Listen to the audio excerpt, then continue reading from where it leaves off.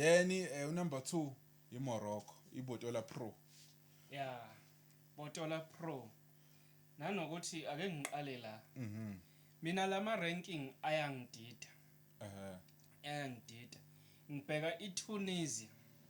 iTunisia isayiwine 4 times iCAF. Kodwa iranking yakhona iNumber 5.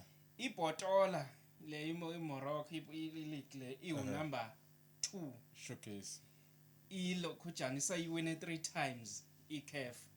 Futhi iTunisian dollar icurrency enkulu compared to iMAD currency yaseMorocco. Yabo. So angazi mina lama ranking ukuthi ahamba kanjani ke masima kanjalo.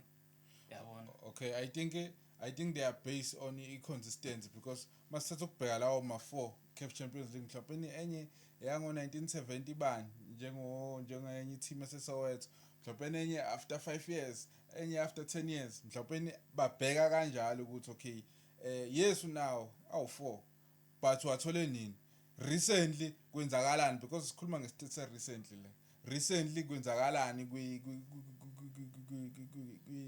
continent ama teams akho enza kanjani but I think kwenza kanjalo kodwa as more singena sizoyihlinza kahle.